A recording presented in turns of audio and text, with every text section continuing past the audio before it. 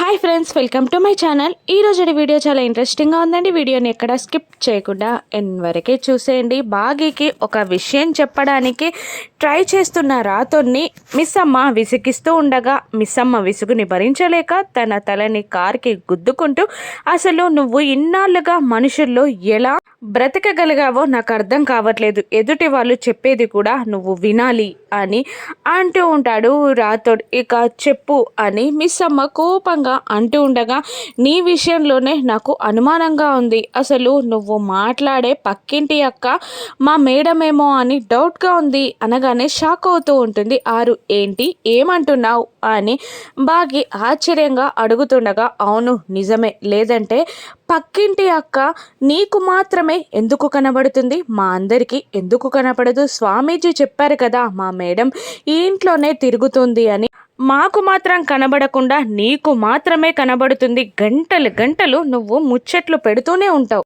అసలు ఎందుకు అలా నీకు మాత్రమే కనబడుతుంది? నాకు తెలిసి ఆ పక్కింటి అక్కే మా మేడం అని నాకు డౌట్గా ఉంది అని అంటుండగా, అంటే ఏమంటున్నావు? నేను ఆత్మలతో మాట్లాడే దానిలాగా కనబడుతున్నానా నీకు అని అంటూ ఒక్క నిమిషం మనోహరి తనకి చూపించిన ఆరు ఫోటోని గుర్తు తెచ్చుకుంటూ, చచా అటువంటిది ఏం లేదు, నాకు పక్కింటి అక్క ఆరు అక్క ఒక్కరు కాదని గ్యారంటీగా తెలుసు. ఎందుకంటే నేను మనోహరి దగ్గర ఫోటో చూశాను. అయినా ఆత్మలతో మాట్లాడే శక్తి నాకెక్కడిది? అయినా ఆత్మలని ఎవరైనా ముట్టుకోగలరా? నేను ఆరు అక్కని చాలాసార్లు ముట్టుకున్నాను, పట్టుకున్నాను, హక్ చేసుకున్నాను. కాబట్టి ఆరు అక్క పక్కింటి ఈ అక్క ఛాన్స్ లేదు అని అంటూ ఉంటుంది బాగి. లేదు, నాకేదో డౌట్గా ఉంది, నువ్వు కాస్త ఆలోచించు అని అంటూ రాథోడ్ అక్కడి నుండి వెళ్ళిపోగానే మళ్ళీ ఒక్కసారి ఆరుతో జరిగిన సిచ్యువేషన్స్ అన్నీ బాగి గుర్తు తెచ్చుకుంటూ ఉంటుంది. తను ఈ ఇంటి కోడలు అనడం, ఒకసారి ఫోటో తీసినప్పుడు మొబైల్ ఫోటోలు రాకపోవడం, ఇక అంజు గీసిన డ్రాయింగ్లోని కళ్ళు ఆరు కళ్ళు పక్కింటక్క కళ్ళు ఒక్కటి కావడం అన్నీ గుర్తు తెచ్చుకొని మనోహరిని ఒకసారి కన్ఫర్మేషన్గా అడగాలి. తను చూపించిన ఫోటో ఆరు అక్క ఫోటోనో కాదో తెలుసుకోవాలి అని అనుకుంటూ మనోహరి రూమ్కి బాగి బయలుదేరగానే అప్పటికే పౌర్ణమి వరకు ఈ మిస్ అమ్మ ఆరు అస్థికలని నదుల్లో కలపకుండా ఆపేసింది. అసలు ఏం జరుగుతుందో? పౌర్ణమి ఛాన్స్ వస్తే అది వదులుకుంటుందా? నన్ను ఇంట్లో నుండి గెంటేసే వరకు అది ఊరుకోదు. ఎలాగైనా దాన్ని 3 రోజులు ఆపి తీరాలి. ఏం చేయాలి అని అనుకుంటూ ఉండగా అప్పుడే గుమ్మం ముందుకు వచ్చిన మిస్ అమ్మ మనోహరిని కోపంగా చూస్తూ లోపలికి వచ్చి, ఎప్పటికీ ఎవరిని ఎలా ముంచాలా, ఏం ప్లాన్స్ వేయాలా అని ఆలోచిస్తావే తప్ప అవ ముచ్చటే ఉండదా నీకు అని బాగి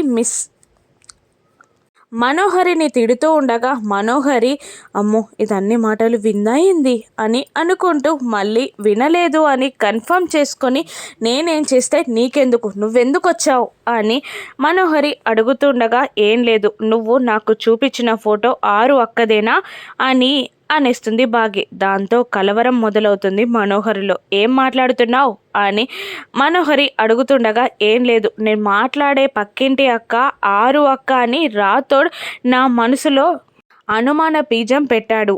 నిజంగా నిన్ను కన్ఫర్మ్ చేసుకోవడానికి వచ్చాను. నువ్వు నిజంగా చూపించిన ఫోటో ఆరు అక్కదేనా, లేదంటే వేరే వాళ్ళదా? నాతో నాటకాలు ఆడి ప్లాన్స్ వేస్తున్నావా మళ్ళీ అని బాగి అడుగుతుండగా, ఓయ్ ఆ రోజు నువ్వు నీ అంతట నువ్వే వచ్చి నన్ను ఫోటో అడిగావు. నేను వచ్చి నిన్ను చూడమనలేదు.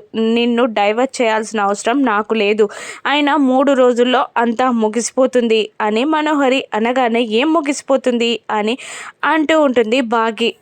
ఏం లేదులే, నీ పైన ప్లాన్స్ చేయాల్సిన అవసరం నాకు లేదు అని అంటుండగా అప్పుడే అమర్ అక్కడికి వస్తాడు.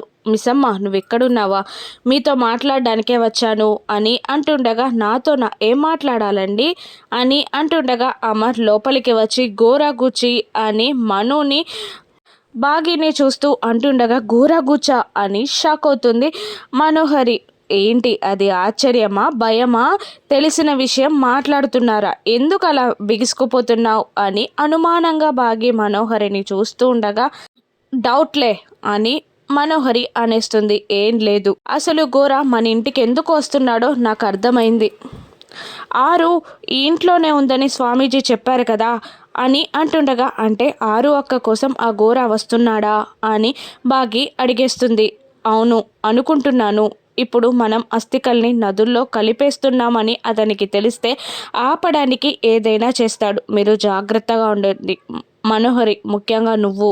ప్రతిసారి ఇక్కడికి వచ్చినప్పుడల్లా నీ గదిలోకే వస్తున్నట్టు నాకు అనిపిస్తుంది అనగానే షాక్ అవుతుంది మనోహరి. ఈసారి కూడా నిన్నే టార్గెట్ చేయొచ్చు అని అంటూ ఉండగా, సరే అమర్ అని అంటుంది మనోహరి. పిల్లల్ని నేను చూసుకుంటానండి అని బాగి అనగానే అమర్ అక్కడి నుండి వెళ్ళిపోతాడు. ఇక గోరా చేస్తున్న తపస్సులో భంగం వాటిల్లడంతో నేనేం తప్పు చేశాను, తపస్సు తప్పు చేశానా, మంత్రం తప్ప, పూజ తప్ప, తంత్రం తప్ప అని అంటూ దేవాన్ని పిలవగానే తప్పు జరగలేదు గోరా, తప్పు జరగబోతుంది. అస్థికలను నదుల్లో కలపబోతున్నారు. ఒక్కసారి అస్థికలు కలిస్తే మాత్రం ఆత్మ పైకి వెళ్ళిపోతే నువ్వేం చేసినా వేస్టే.